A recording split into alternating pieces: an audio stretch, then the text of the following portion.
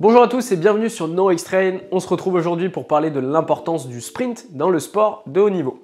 Je suis Nathan Toiti, kiné du sport, et je vous explique tout ça. De fortes capacités sur un sprint de courte distance, 5-20 mètres, sont des composantes de performance essentielles dans des sports à haute vitesse linéaire tels que le football, le rugby ou encore le football américain aux États-Unis. Il a été démontré que la capacité d'un athlète à produire des niveaux élevés de vitesse linéaire sur diverses courtes distances est associée à de meilleures performances évaluées à travers de plus grandes compétences en ce qui concerne des actions offensives et défensives clés, gains de duel, passes. Cet ensemble de preuves souligne l'importance de la performance du sprint sur courte distance pour la performance et le développement d'un athlète. Comprendre les méthodes les plus efficaces et fondées sur des preuves scientifiques pour développer les performances du sprint est un défi pour tous les praticiens impliqués dans le sport professionnel en raison du besoin de développement simultané de multiples qualités physiques, par exemple la vitesse, la force, la puissance et l'endurance, ainsi que des compétences techniques et tactiques dans le sport professionnel.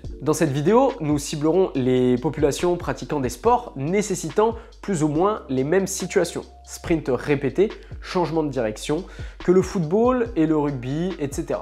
En revanche, les sprinteurs sur piste possèdent des axes d'entraînement spécifiques à leur sport. Il est donc important de différencier les athlètes sur piste et hors piste. Parlons donc implication du sprint dans les sports collectifs. Le sprint, défini comme une vitesse de course comprise entre 19 et 25 km/h, représente 5 à 10% de la distance totale parcourue au cours d'un match et correspond à 1 à 3% du temps de jeu dans les ligues de rugby et de football notamment.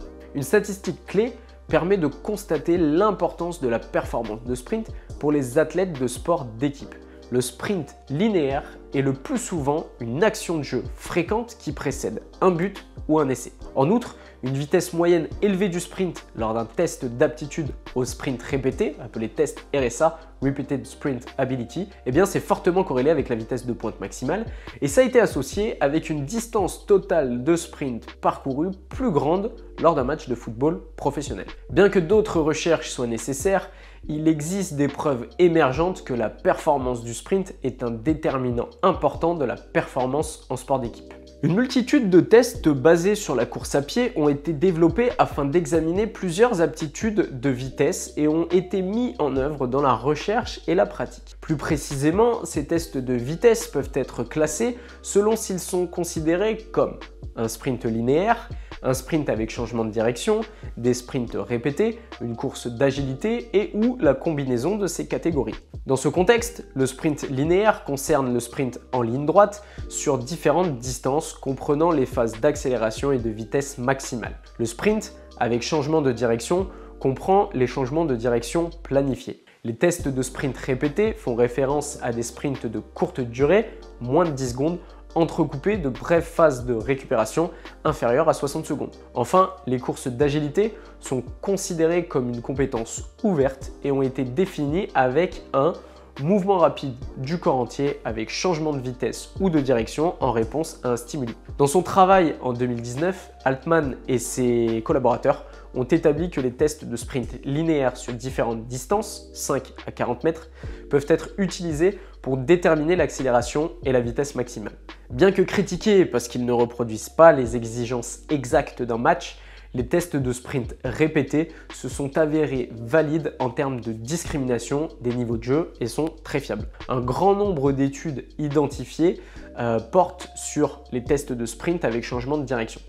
Ces tests varient considérablement en termes de distance totale, de nombre et d'angle de changement de direction et souvent ne reproduisent, encore une fois, pas les exigences du match. Néanmoins, un certain nombre de tests, dont le test 505 et le t-test, possèdent une validité et une fiabilité élevées, ce qui justifie leur utilisation dans le football. Le t-test est aussi très utile en termes de rééducation et reste un marqueur important de retour au terrain et au sport, notamment dans le cadre d'une atteinte musculaire des adducteurs. Les tests d'agilité sont quant à eux très peu étudiés.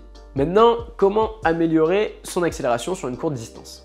Il est établi que les athlètes pratiquant des sports avec des situations de jeu semblables au football ou au rugby atteignent généralement leur vitesse de sprint maximale, qu'on appelle Vmax, sur des distances plus courtes, 15 et 40 mètres, avec des vitesses maximales plus faibles par rapport aux sprinteurs d'élite masculins bien entraînés. En outre, ces athlètes atteignent un pourcentage plus élevé de vitesse maximale sur des distances plus courtes, par exemple 90% à 13,7 mètres en football américain, 96% à 21 mètres au rugby. Par conséquent, les praticiens et les chercheurs utilisent généralement les résultats de la performance linéaire du sprint court, c'est-à-dire le temps de réalisation où la vitesse maximale est atteinte, comme mesure approximative de la performance d'accélération, par exemple 0,5 m, 0,10 m, 0,20 m. Les différentes modalités d'entraînement au sprint de courte distance ont été divisées en différents sous-groupes par Nicholson et ses collaborateurs dans leur méta-analyse de 2021.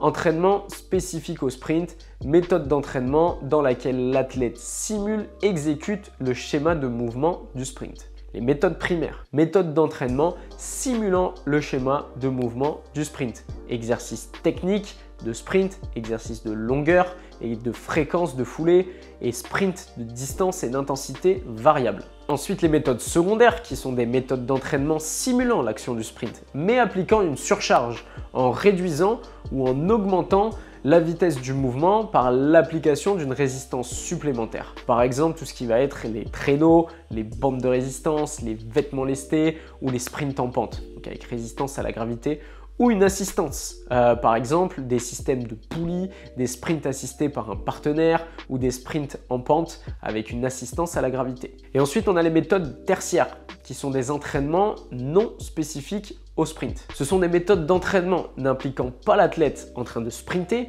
mais ayant un impact sur la performance du sprint. Vous l'aurez compris, c'est par exemple l'entraînement de la force, de la puissance, de la pliométrie. Ces méthodes peuvent être réalisées individuellement, par exemple l'entraînement en force, ou en combinaison avec d'autres méthodes tertiaires, par exemple l'entraînement en force, en puissance et en pliométrie.